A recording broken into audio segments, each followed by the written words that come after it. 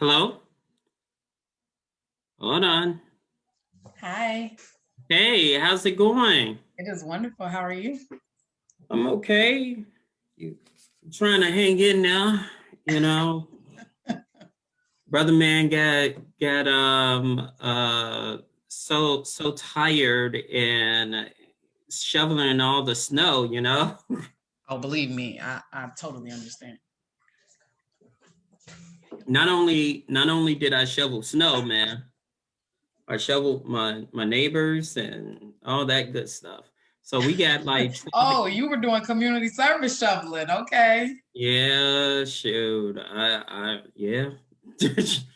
Got a brother man tired. So tired I'm back at the saddle of home again. So because the roads are like it's not even some of the roads are not even clear, and especially on the side streets. So they said you got to give them at least 24 hours to get the roads completely clear. So I'm back at the saddle. So I'm at home again. So let me know when you're ready. I'm ready. Oh, you ready? You look like you're ready for anything and everything. I am. All right. So what I'll probably do is do like I did last time, give myself a countdown, and then we'll get ready and go. Okay. Okay.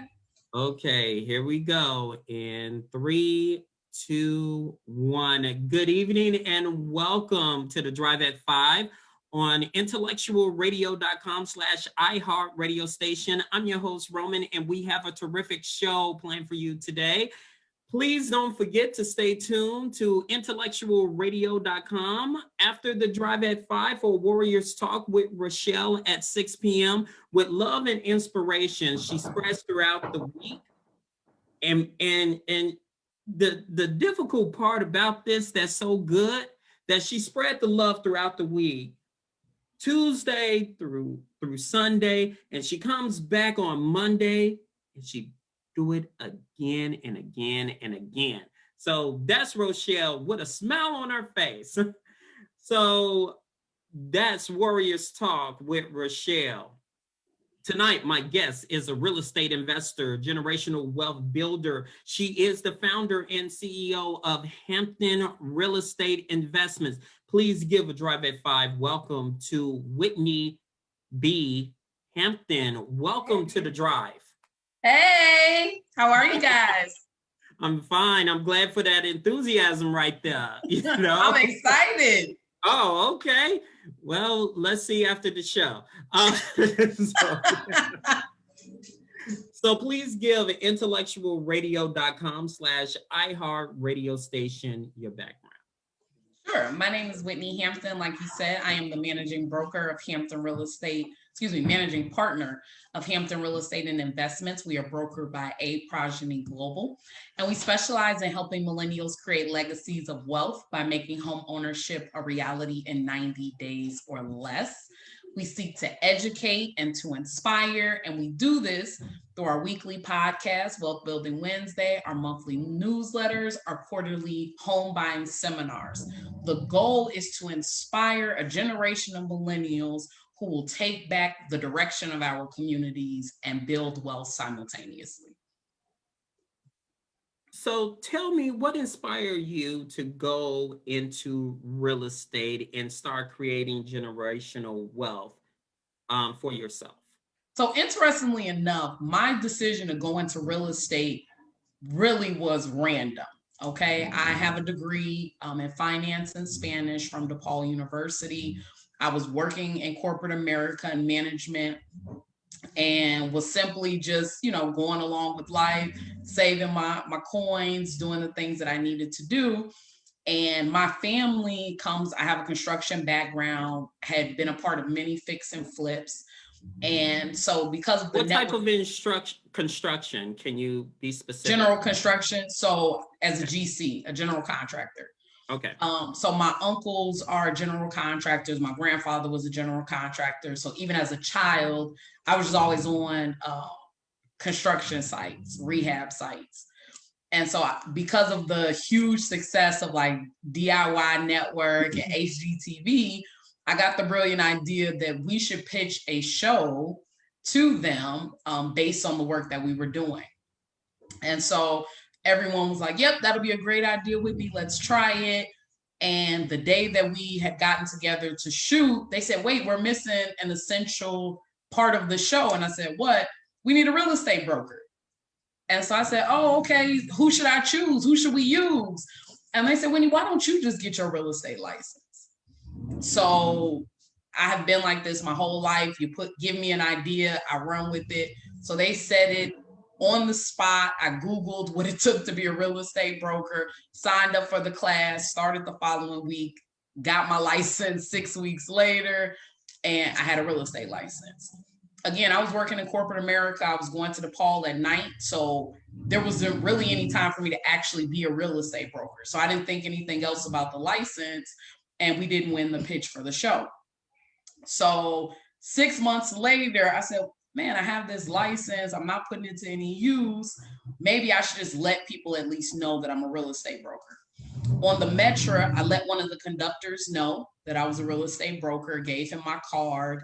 2 weeks later, he calls me and says, listen, my cousin is coming from California back to Illinois. She needs a house. I gave her your information. Would you help her? So I said, sure. You did tell her that I'm brand new to this, right? And so he said, yes, but I told her that you got great character and you'll do a great job. I said, okay. Long story short, I ended up finding them their dream home, way under their budget, because again, I have a finance degree. So I did a budget with them and I was very cost conscious, but still was able to find everything in the home that they were looking for. We get to the closing table and her husband breaks down crying. And so I'm like consoling them. I'm like, what's going on? Why are you guys feeling these emotions?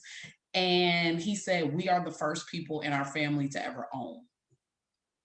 And that was the moment that real estate clicked for me, that it wasn't something that could be a stream of income, but it, in fact, was a way that I could carry out my purpose.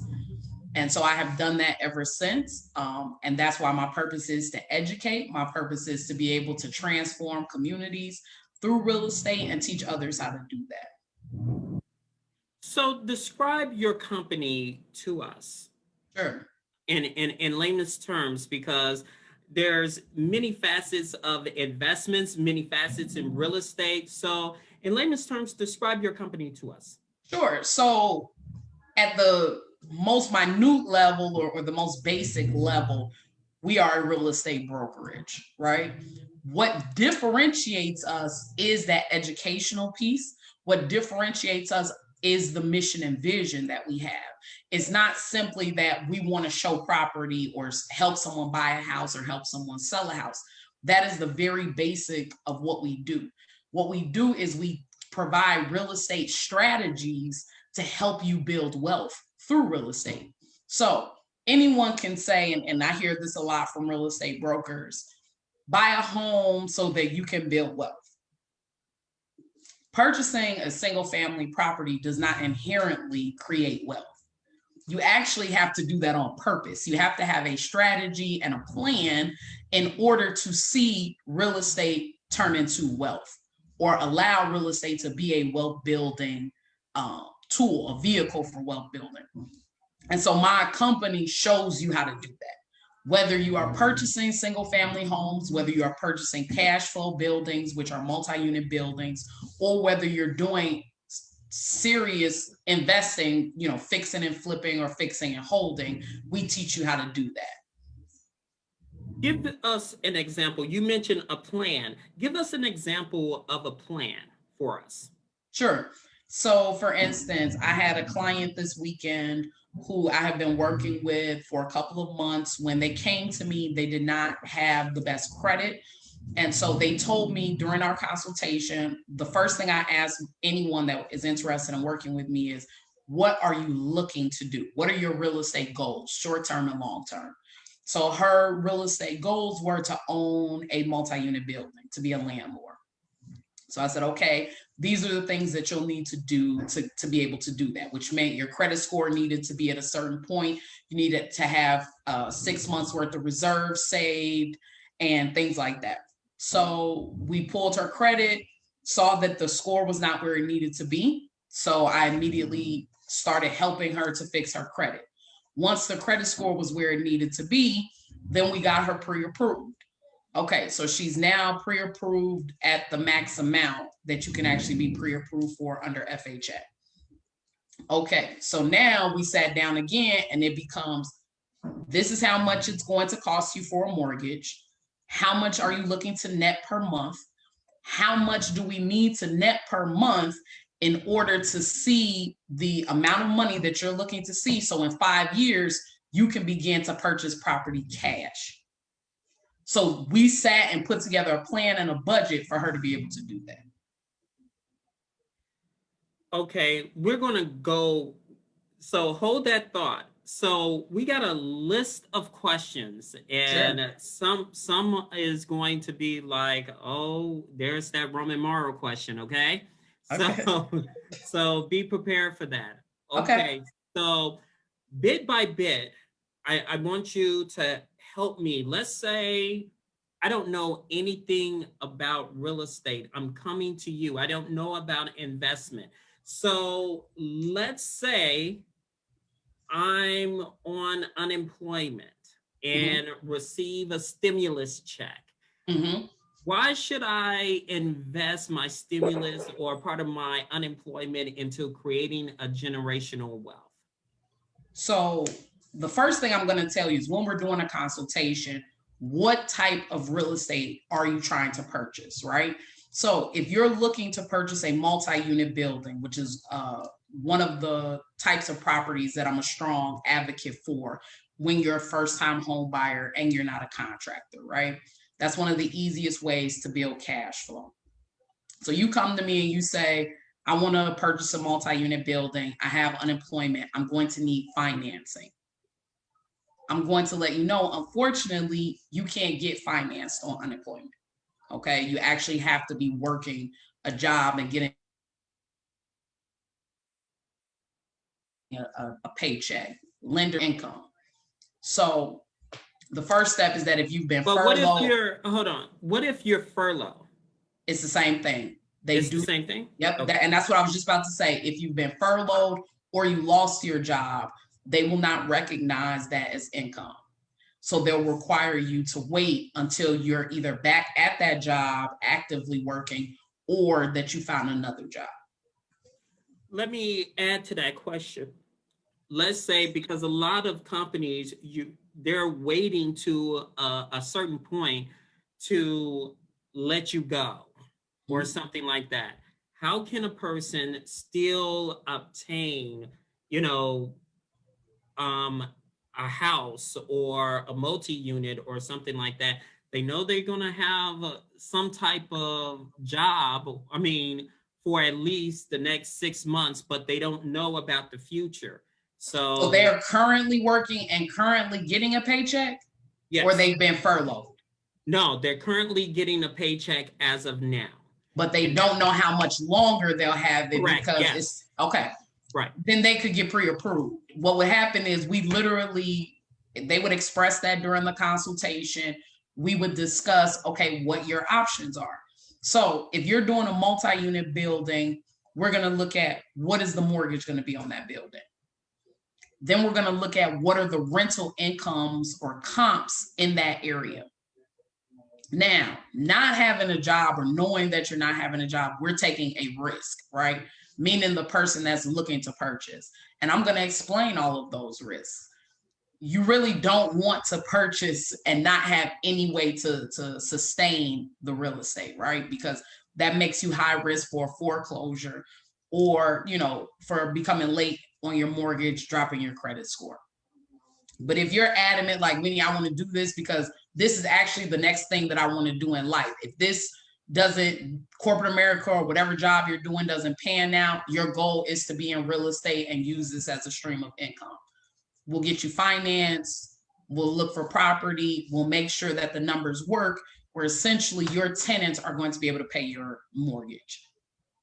while you're living in that property. What about a home? If it's a single family home, personally, I'm not going to suggest that, because if you're going to lose your job, how are you going to pay the mortgage?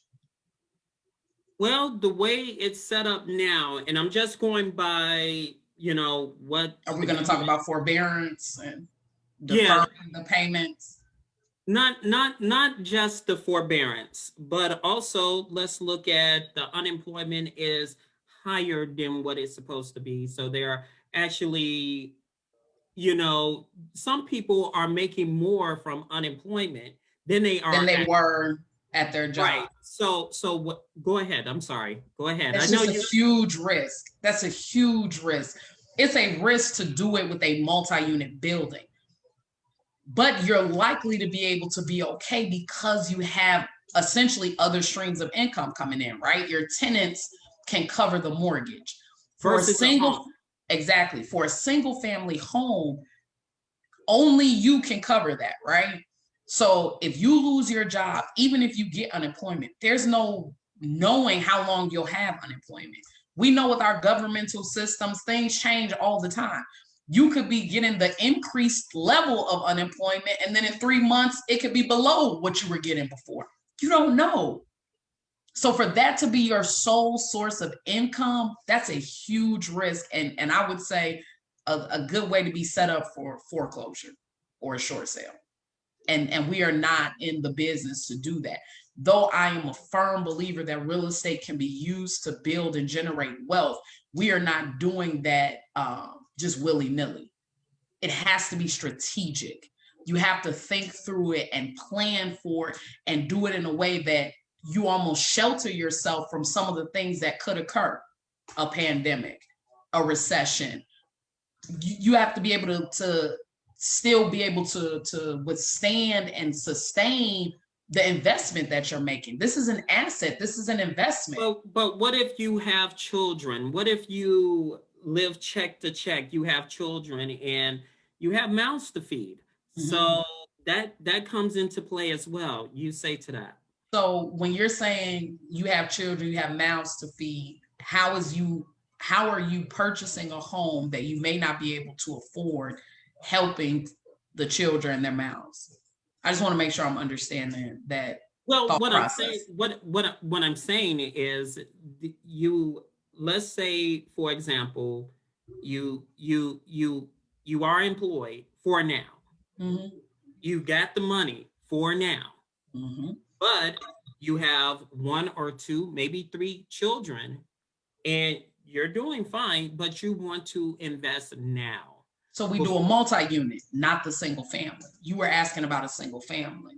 Yeah, but you're saying it's not wise to do a single family regardless of that predicament, correct? Not if you are not sure that you're going to have income. What offsets the risk with doing this in that situation with a multi-unit is that there are other ways for you to make money or to cover at minimum the mortgage. What are the other ways? The tenants. The tenants? The tenants can cover the mortgage for you. And part of that plan making is that we're finding a building and purchasing a building that will allow the mortgage to be paid even if all of the units are not full. Okay, we're gonna table that for a minute, and I wanted to ask you what type of generational wealth a person should be invested in. Explain that question. Okay, what type of generational wealth a person should be invested in? Meaning that should it be like what vehicle should they be using? So real estate, stocks. Is that what you're asking? Yeah. Okay. I think it varies. The first thing that you want to make a decision about when deciding to invest, it has to be what you're educated about, right? You have to do your due diligence when you're deciding, should I do stocks? Should I do real estate? Should I purchase life insurance policies? What should I do to help to build my portfolio? And you want to get educated. You want to do your due diligence. What are the risk factors involved? What is your level of risk that you can allow for, right? You have some that have money that they could play around with. So I have $5,000 that if I lost it in the stock market tomorrow, it's not going to make or break me. Okay, no problem. Lower barrier of entry, investing in the stock market. I have a high propensity for risk. Okay, stock market. Real estate investing is usually directly related to, depending on the type of financing that you're getting, your credit score and credit profile, your debt to income ratio.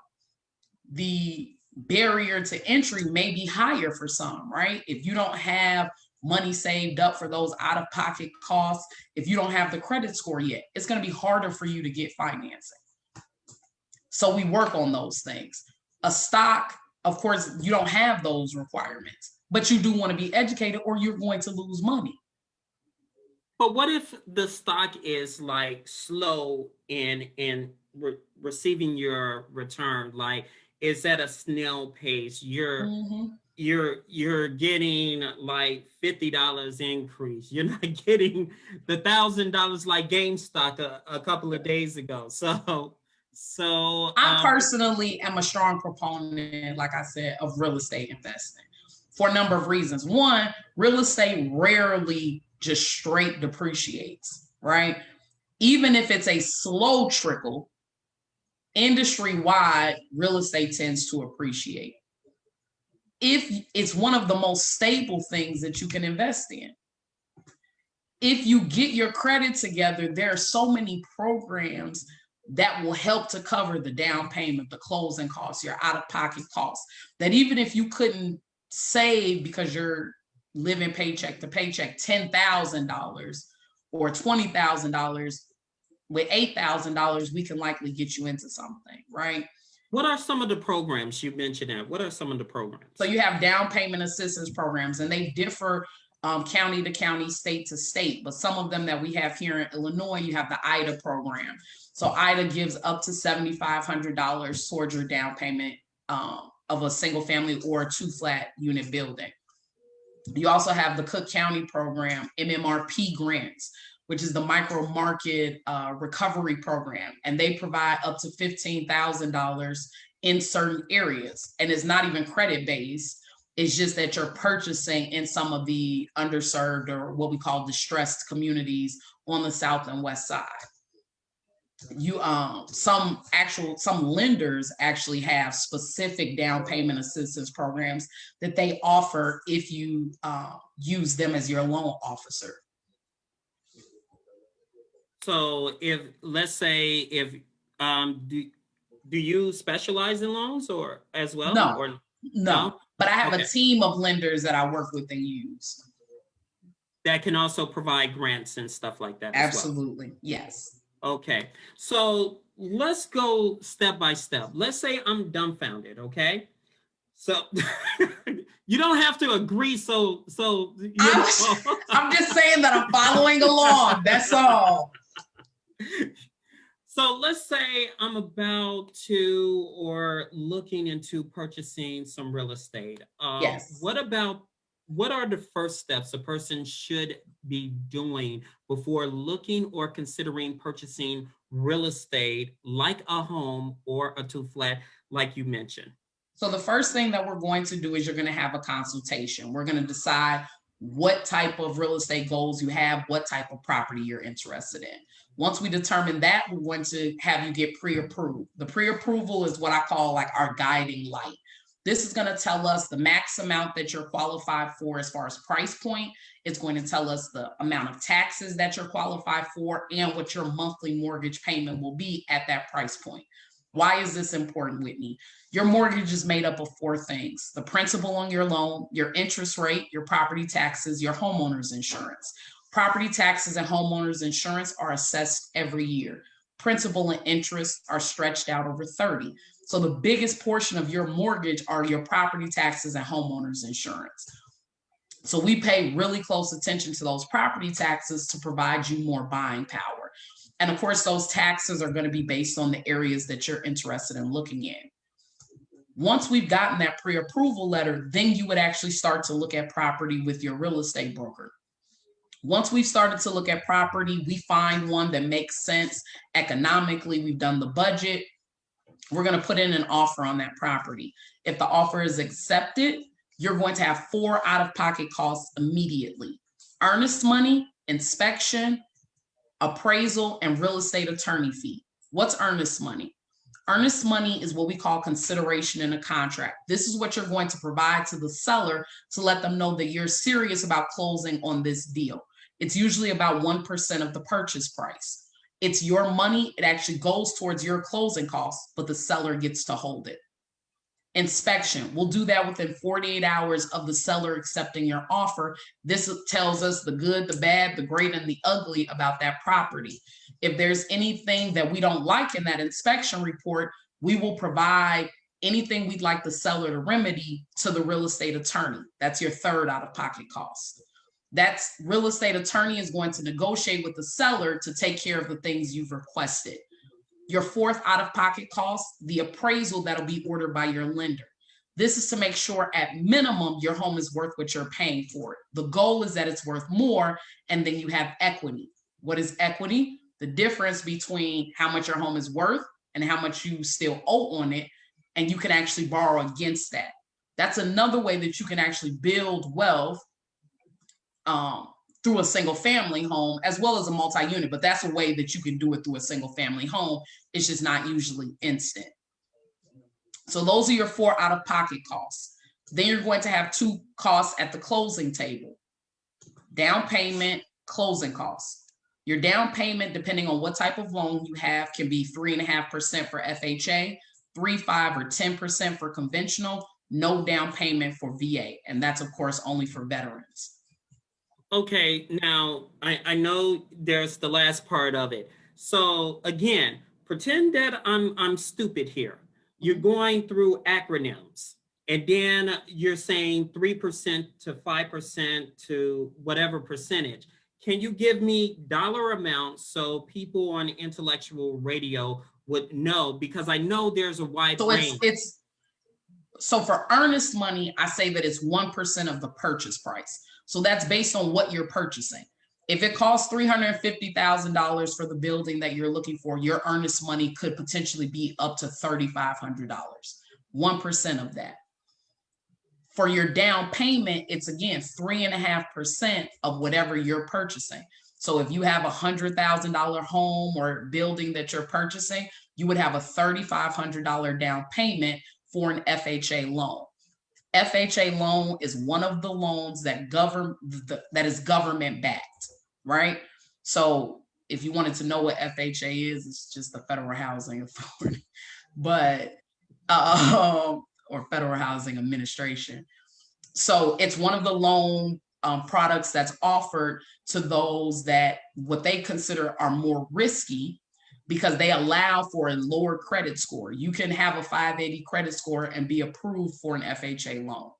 I tell all of my clients, we don't want to do it at 580 because you're going to have the highest interest rates. It's best to get to at least a 6. What is considered, and I'm sorry to keep interrupting because I just want to make sense. What would be considered the highest interest rate in your book? It just depends on what the interest rates are. So right now we're at record lows, right? So we've seen interest rates and they fluctuate daily, but we've seen interest rates as low as 2.2%. Okay, if your credit score is 650 and above. If you're at a 580, you're looking at 5.5%, 6.5%. That's a huge difference. And what you would qualify for if you just got your score, 40 to 60 points higher than that 580. And one of the things that we do is we will help you. I'm not going to just leave you in the dark and say, oh, don't try it at 580. It's going to give you the highest interest rate. We can pull your score, the lender, and actually tell you and pinpoint exactly what you need to do to get it to the 640. So you were going over the last beginning steps or towards the end of the steps. Can you finish up on that, please? Sure. So again, your down payment and closing costs are what are due at the closing table. If you qualify for down payment assistance, then your down payment would be covered. You'll then just have closing costs, which are typically 4 to 6% of the list price of that property. So again, if it's $100,000 home, you would need $6,000 for potentially up to $6,000 for your closing costs. As your broker, I'll always negotiate for the seller to pay a portion of your closing costs. But nationally, we are in what we call a seller's market. What does that mean? A seller's market means that inventory is low in comparison to the demand of buyers in the marketplace. So when supply is low, demand is high, prices go up, competition is rampant. And so sellers have no incentive to pay all of your closing costs because there's someone else that's bidding on that same property. And they might not be asking for closing costs because they've saved it already. So they're not as incentivized to want to do that. So I encourage, especially during this market, that you do have money in your savings account. And what is the recommending, let's say, how many thousands that you recommend to have money in your savings account? It is 100% dependent on the type of property you're purchasing and the price point of the property that you're purchasing. What does that mean, Whitney? If you're trying to purchase a multi-unit, one of the things that most lenders requires is that you have at least 3 months worth of reserves. Reserves are your monthly mortgage payment. So let's say for you to purchase a $350,000 building, your mortgage is going to be $1,800 a month. You have to have at least $5,400 saved, separate from the earnest money, inspection, appraisal, and attorney fee. The inspection cost is going to be anywhere between $400 and $600, depending on square footage. The appraisal is going to be about that same amount as well. The earnest money would be $3,500 if we're doing the 1%. The attorney fee is usually anywhere between $400 and $1,000. So you have $3,500 for earnest money. Let's say $500 for inspection and appraisal. That's $1,000. We're at $4,500. You have another $600 for attorney fee. That's going to be $5,100. Your down payment was covered, but you're going to have to pay closing costs. That's 6% of 350, like 9 something. So you're looking at least wanting to have $10,000 saved. Okay. So that scares the hell out of me. I'm just joking. So here's the thing. There's very little that you can invest in and find a high return that does not cost you something to enter. Right. So yes. even if you were doing stock, we'll use the GameStop situation. If you had $100 in GameStop, you didn't get rich. You got a couple dollars, but you're not retiring off that. Those that really made out like a bandit with GameStop were the ones that already had $50,000 in it. So no matter what you're investing in, the higher the amount of money that you put into it or you save for, you invest in, that's when you're going to see that higher return. Good to know. What about condos for purchasing as an investment property? What do you recommend? Those as an I mean, because here's the thing: when you're thinking about curvy up in there, when you're thinking about investing, you're thinking about, again, what are the risks, but then who's going to purchase it, right? What are the chances that you're going to see a return on the investment? Condos, like single families, you can purchase those and rent them out. So who's your target market, right? With condos are usually for those that don't want to have exterior maintenance, right? They want to have all that stuff taken care of, and they don't necessarily want the huge space of a single family home. Okay, but there are costs to that, right?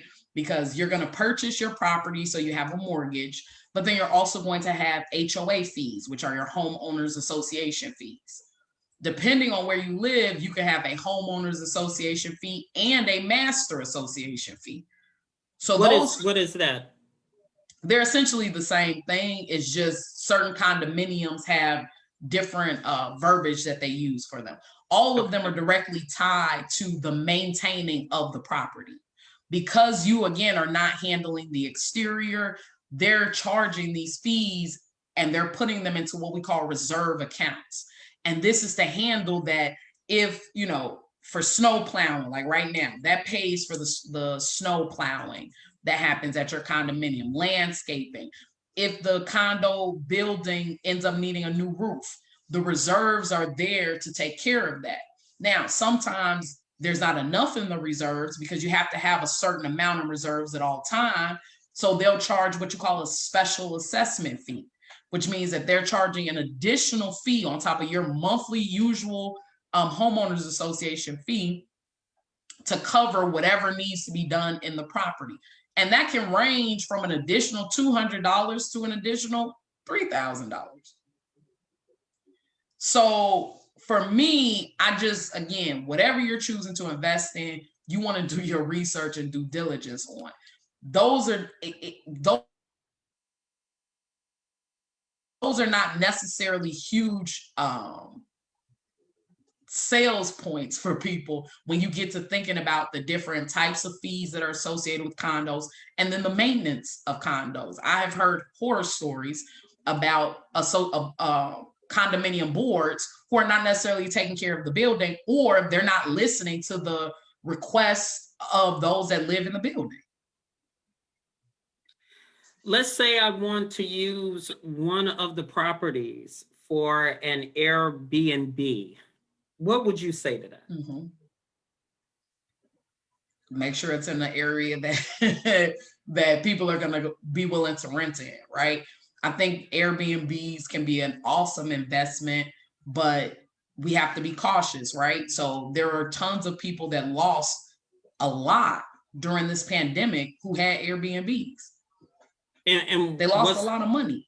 What's the result to that? You don't mind me asking? When you say result, meaning, is it the location? Because that's what you alluded to first. It wasn't. So location is one of the things that you most certainly have to pay attention to with an Airbnb.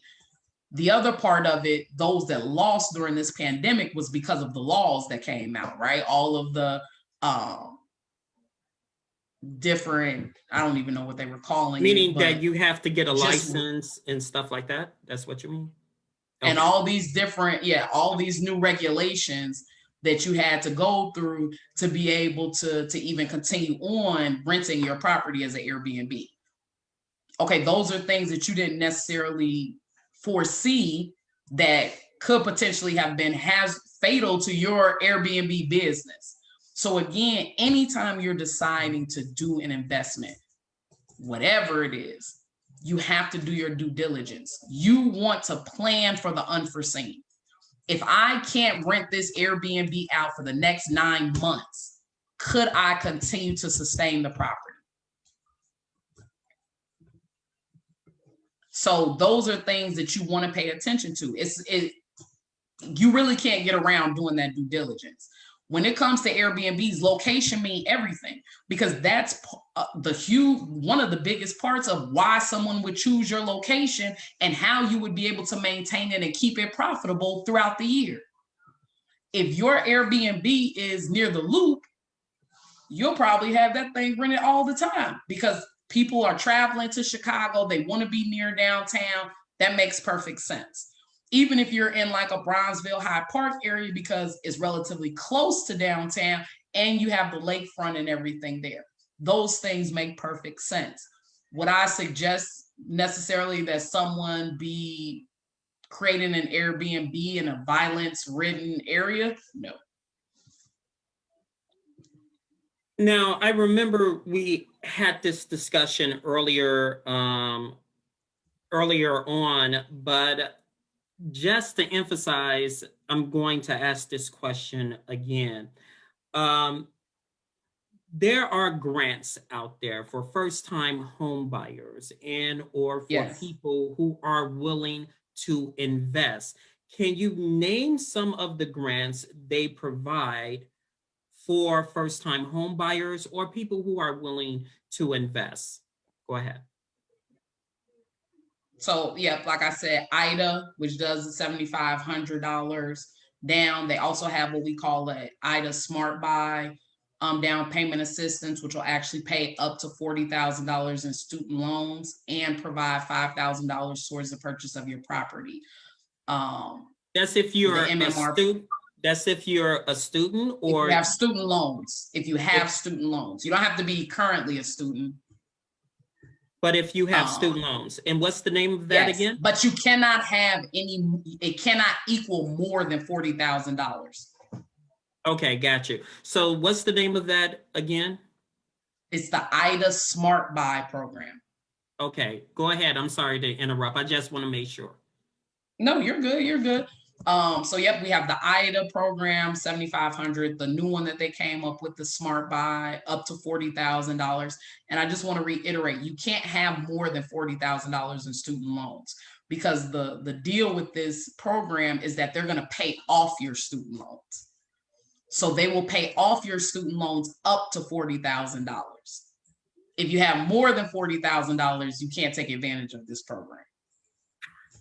I know. DePaul is like eating me alive with my student loans. So I was like, I thought we had it. Snuck by me again. Okay. The MMRP program, which is actually a grant. So most down payment assistance programs are actually loans, right? It's just keeping you from having to have the money up front. So it's a soft lien on the property that is usually forgivable as long as you own the property for at least 5 years. The MMRP program is actually a grant, so you don't have to pay it back. It's just based on that you that you purchase property in those distressed areas. So Auburn, Gresham, Englewood, Woodlawn, Austin. Yep. Those areas, if you're purchasing there, and it's not the whole area, they do have a radius within the neighborhoods. Can I interrupt just for 1 second? What about if you're interested in, let's say, the western suburbs or the southern suburbs, let's say like Maywood or Westchester or, Broadview? Can that loan, can that grant? It won't work for the MMRP, won't work for, because you have to be in those designated areas. If it's not on the list, and you can look it up on their website, if it's not on their list, they won't provide that grant. And like I was about to say, it's not even the entire neighborhood. They have a radius around the neighborhood. So you have to be within the radius in order to get that $15,000. But if you're in a suburb or really anywhere in Illinois, you can qualify for the IDA program, which is $7,500. Okay, can you give that website out? You said there's a website that they can get. I'm laughing because it's not my website, so I don't know it off the top of my head. Hold on, I can. Okay, but while you do that, I'm going to ask this question, and I really appreciate you taking time to do that for us. Okay. What type of credit score do a person need to even consider an investment or generational wealth? So in order for you to be pre-approved, you can be at a 580 credit score. I don't suggest that. I suggest that you're at least a 640. And here's why. The interest rate is going to be significantly different, and you're going to qualify for down payment assistance.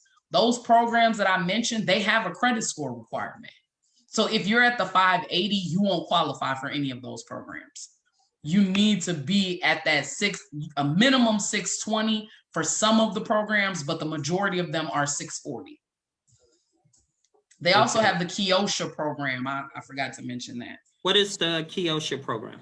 It's it's almost similar. It's almost the exact same thing as IDA. It's just for different counties.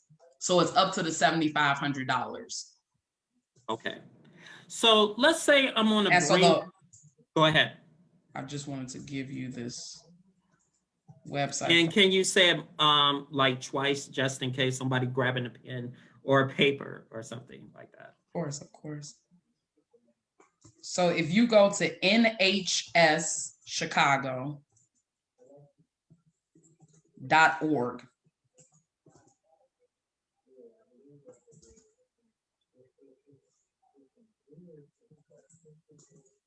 NHS Chicago, N as in Nancy, H as in house, S as in Sam, Chicago.org. It'll actually tell you not only the amount that you that they'll give you up to, but it'll give you the targeted areas as well as the parameters. Okay, thank you. And one more time, just in case. NHS Nancy House Sam Chicago.org. Okay, so let's say for the people who already own or something like that, but want to keep it, let's say you're on the brink of being foreclosed on or evicted. However, I want to keep my property or stay in the apartment. What should I do or be prepared for during the pandemic? This is with anyone that is in a situation that they owe and they're unable to pay, right? And this is really whether it's a house, whether it's a credit card, you want to contact your lender. You want to make essentially a game plan with who you owe, your creditor. So during this time of the pandemic, they shut down all foreclosures. Nothing really can go into foreclosure right now.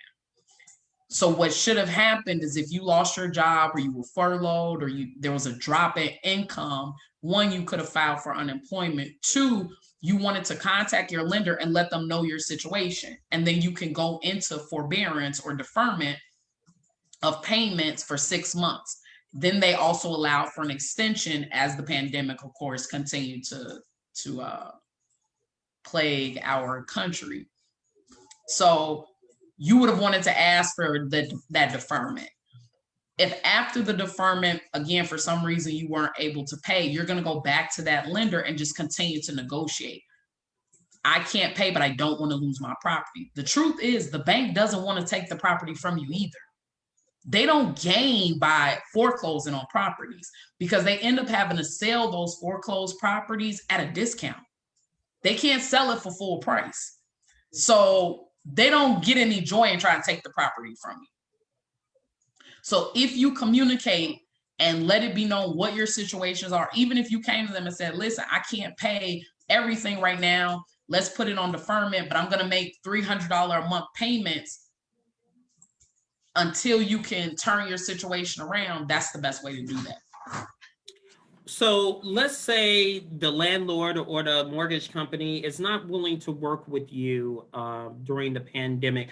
What should they do? Can they pay at least like you recommend something? Yes.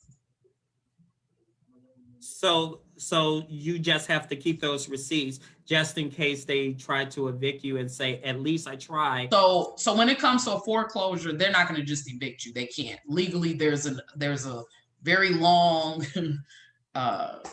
strenuous process that they have to go through to even foreclose on your property. And then even after it's gone into foreclosure, there's still a longer process to be able to remove you from that property. So it's better to just work it out with them. Work it out. And that's with any creditor. And ask for forbearance. And here's the other question. If you ask for forbearance, they give you the forbearance and you keep on with the forbearance like a student loan. Will that affect your interest rate? It won't affect the interest rate because your interest rate is locked in as long as you have a locked in interest rate. The type of loan that you purchased was a fixed rate. So when you get the forbearance, they have to provide you all of their documentation. Most lenders did not change the terms of your agreement because of the deferment. This was an international pandemic. So most of them, and I'm saying most because I never want to speak in absolutes, but they weren't trying to punish anyone because of this pandemic. The reason that the program was created was to ensure that everyone got to keep their homes because this was not anything that anyone could have foreseen. So you speaking to them about your situation is absolutely in your best interest. They're not raising your interest rate. It's not like a refinance or anything like that. So your rate is locked in. It's going to stay the same. What may happen is some lenders did say that if they allowed you to be deferred for 6 months, that they wanted at that 6-month mark for you to pay, and then it was going to be tacked on to the back of your loan. Some lenders said, we won't tack it on at all. It's forgivable. But when you reach out to your lender, you want to ask those questions. You want to know all of the terms and conditions of that deferment. That deferment also will stop you from being able to purchase another property. So for instance, with my clients, the reason why I encourage them to purchase multi-units first is because when you purchase a multi-unit first, you live in it for 1 year, the same down payment that you have when you purchase your first property, we'll say it's a FHA loan, is 3.5%.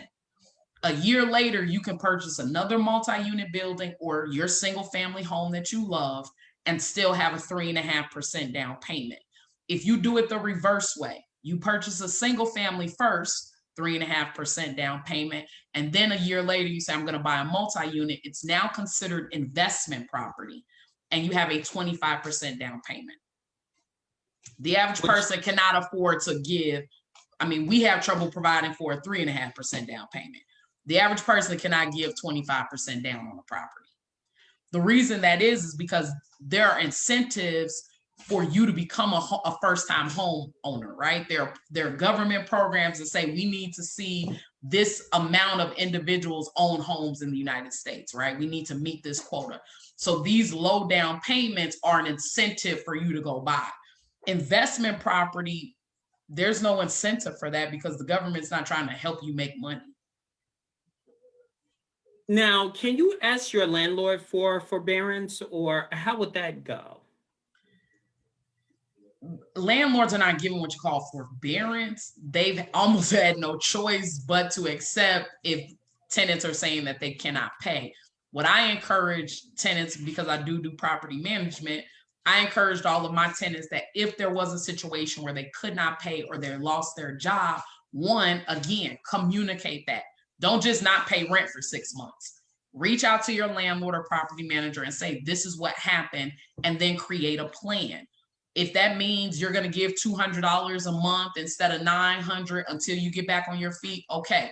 If that means that there are resources available to tenants and landlords to subsidize that rent, right? Catholic charities, there are a number of organizations that were assisting in paying rent. We need to be reaching out to those organizations so that everyone doesn't lose. Because if you're not communicating, you're not saying anything, you're just choosing not to pay, as soon as the courthouse opens back up, you're being put out.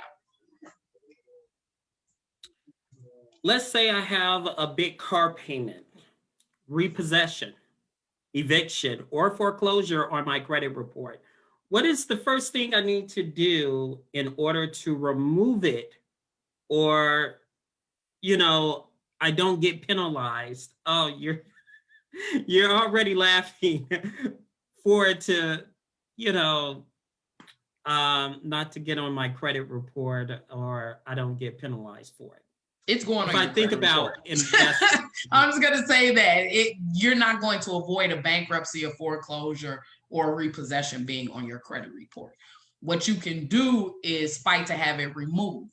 But here's the thing. There are types, a lot of people are paying credit repair specialists to, dispute things on their credit report or fix their credit reports.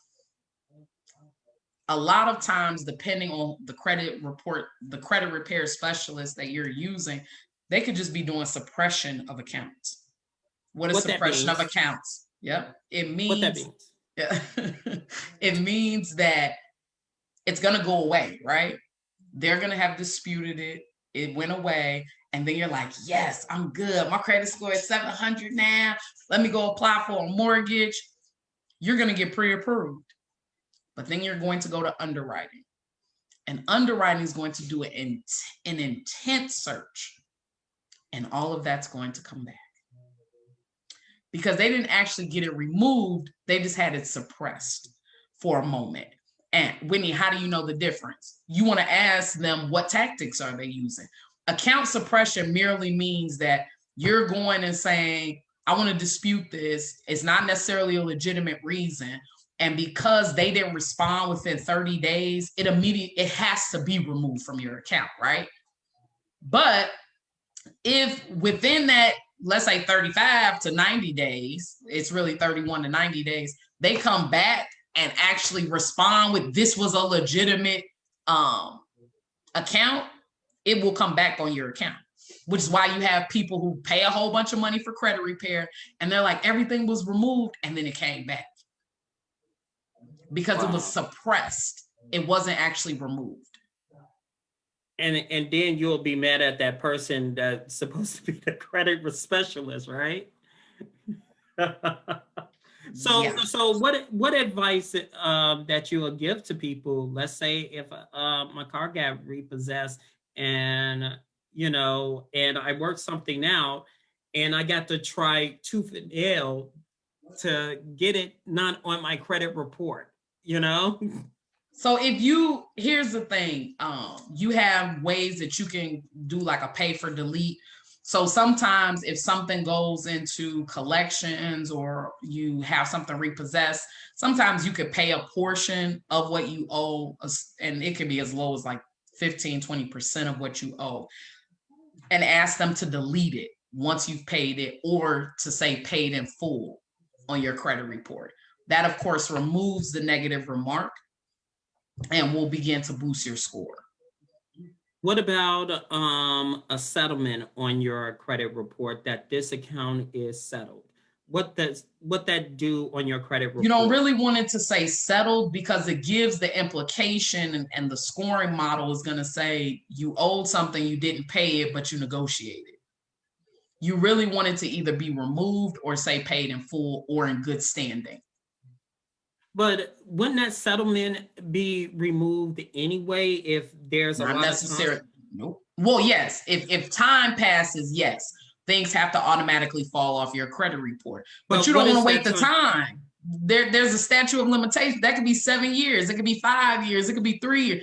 Why you want to wait that long? When you're talking to them and negotiating, listen, I'm going to pay 15%, but I'm only going to pay 15% towards this if you put on my credit report that is paid in full. And I know this from experience that they're going to fight back and say, no, we're not doing that, or we're not going to accept 15%. Okay, no problem. I won't pay anything. So they'll have to accept it.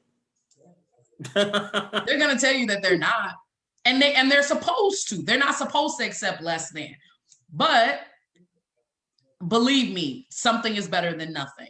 And when that file or whatever you owed was sold to the collection company, the anticipation was already that they weren't going to get any money at all. The company your original creditor has already written that off as a loss. So anything that's recouped is actually considered it's better than what they had because it was a loss at first. Does that include the mortgage company? Because let's rewind to the 2008 financial dilemma, crash, the financial crisis, so to speak, and people were in their homes, and there were some people losing their homes, and the real estate company had to negotiate, had to talk to people, had to do something, and majority of it, when you found out the money that the government has given to them actually paid off the houses. So technically, if somebody was living in their home, I mean, it's kind of like, why are you still paying mortgage? I know that's wrong for me to say, but go ahead. I know you want to chime in, but you know the question, right? Yeah. I mean, it's a slippery slope. It is. It's a very slippery slope. Yeah. I really don't have. So let's say, for example, if somebody is in trouble now, but back in 2008, the government already paid it off. Does that consider negotiating tools or So whatnot? if they're in trouble now, if the government already paid the loan off, they shouldn't owe anything. So the only way they would be in But trouble is if they owe sometimes a lack of taxes. knowledge, and I'm sorry to interrupt, sometimes the lack of knowledge that you don't know, and the mortgage company say this is already paid off, and he don't know, so we're willing to like negotiate or give him some type of modification. I would encourage you to contact a lawyer Okay. because it can be searched. If there's no mortgage on it, if the mortgage has been paid, that can be searched and found. Okay. And then therefore you don't owe anyone anything. So now there's a difference between the government providing funds to a lender to keep them viable and flourishing and them paying off a specific individual house, which we really didn't see happen. We saw an influx of money being given to lenders to keep them afloat. which What that you didn't owe really to the lender, necessarily. right? What you personally owe to the lender wasn't covered in that. Gotcha. Unless you were a recipient of a specific program or a grant that paid it. But them providing money to the lenders wasn't for you and the mortgage that you owed. Right. So let's say circumstances made me late on a payment or payment plan. Mhm. What should I do in challenging that late payment so it does not reflect on my credit report? Let's say I wouldn't even challenge it. Call the lender or creditor, whatever, if it's a mortgage, if it's a credit card bill, call the lender and say, listen, whatever the situation was, but you paid it, I was just late a couple of days, can you remove it from my credit report? Most lenders will do that, and most creditors will do that if you communicate, and it's not a habitual thing. Now, if you're late every month, they're not going to remove it every month. But if you have a bill and you pay, your car note on time every month, and then the pandemic happened and you were late twice, I would call my car company and say, listen, I was late twice, but I did pay. It wasn't like I didn't pay anything. I did pay. I was just late. Can you please remove the negative remarks? And most will. Okay. Let's say I have $5, $10, or even $20,000 to invest in property. Should I get a home or an investment property first? What do you recommend? Definitely the investment. You want to do the multi-unit first. And it goes back to the reason I said earlier as far as what your down payments are going to be. If you buy a multi-unit first, down payment is 3.5%. It's 3.5% on that second property. If you buy a single family house first and then a multi-unit investment property, the second property is going to require a 25% down payment. For you to find a turnkey property in Chicago, 3 units with 3 or 4 units is going to be, the most income generating properties for you. And that on the residential side, you're looking at $300,000 or more. 25% of that is what? Almost $80,000. You don't have that. I know. I'm just being honest. I know I don't have it. I mean, do you have it? Most people don't, and that's not like a negative thing. Most people don't just have $85,000 in cash. And even if you did, do you want to put that down on the property? I'd like to stay liquid. But so you wouldn't want to do that. I want to ask this question, and a lot of times we don't, when we have somebody with your expertise on, we don't ask this question. So I'm going to ask it. Sure. Do you think it's time for people to invest in vacant lots? Vacant lots is. I know what they are. Here's my thing. I could tell you a number of ways that you can invest in real estate, right? Vacant lots, warehouses, tax liens, fix and flips, multi-unit buildings. We could go on and on about the Airbnb, the different ways that you can invest in real estate. But you have to have a plan. You're buying a vacant lot for what? Do you plan to be a developer and build on the vacant land? Are you purchasing vacant land next to a hospital development or a hotel development where they're going to need to end up buying that vacant lot to finish their complex? Those things determine if you should purchase a vacant lot. But just to say I own a vacant lot, no. Because where's the money? Where's the income generated from it? There's literally nothing on the lot. So unless, again, you're going to be able to rent it out as a parking lot, they're going to buy it from you at a much higher value than you purchased it because they have to have it to complete this project. Unless it's things like that, what are you going to do with the vacant lot? How is it going to make you money?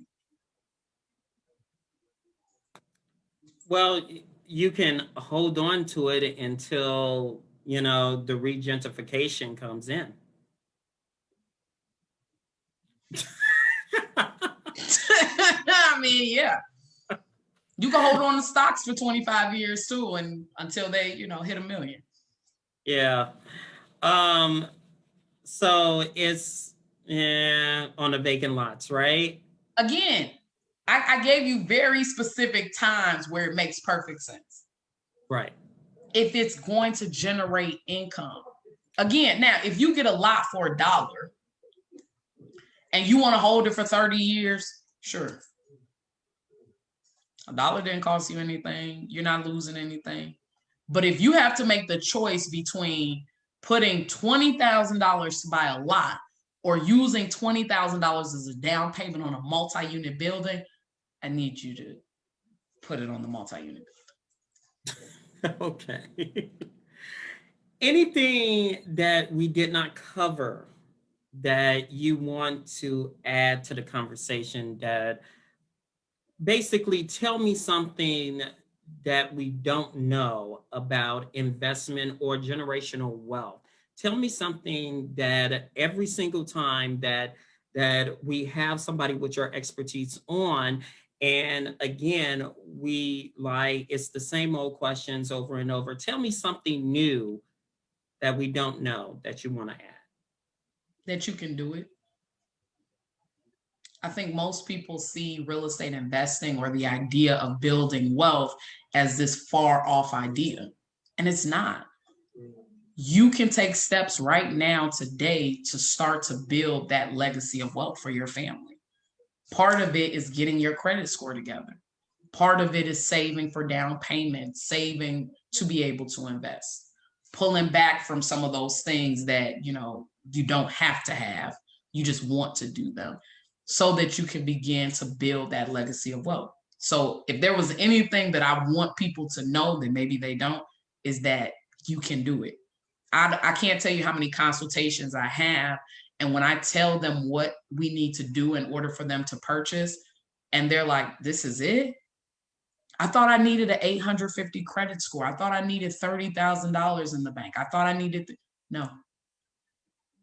So I want you to know that you can do it and that you should just ask. Reach out for the information. Make sure that you're asking and dealing with not only professionals, but those that are well-versed in what they're doing. And please give IntellectualRadio.com/iHeartRadio station where they can get a hold of you, take advantage of your classes. And by the way, you have free consultation as well as I offer free 30-minute consultations. I do free workshops every quarter. We actually just finished 5 workshops. We did them every Friday in January to talk to you about different ways that you can purchase property, the different loan products and programs that are available as far as down payment assistance. So I do provide a lot of educational resources, free and paid, to make sure that you're able to take advantage of real estate as a vehicle to build wealth. You can reach me by phone, 708-207-5492. You can follow me on Facebook at Whitney Hampton Hampton Real Estate and Investments. On Instagram, Whitney Hampton _realtor. On my website, aprogenyglobal.com. Yeah. So anything that you want to add before we go? At least repeat the number just in case somebody's getting a pen or something like that. Of course, 708-207-5492. 708-207-5492. Okay. Well, thank you. I really appreciate you coming on the drive. I hope you had a lot of fun like I did. had. I enjoyed it. I did. So don't be a stranger to the drive at 5, okay? I won't. Thank you so much for having me. No problem. It's a pleasure. That's going to do it for us on the Drive at 5 on intellectualradio.com/iHeart radio station. Thanks to Earl Winfrey, who's back at the studio. Our executive producer, Wanda, who's behind the scenes. You guys have a great weekend, and I'll be back in the studio next week. Have a great one, everyone. All righty. Bye. Bye.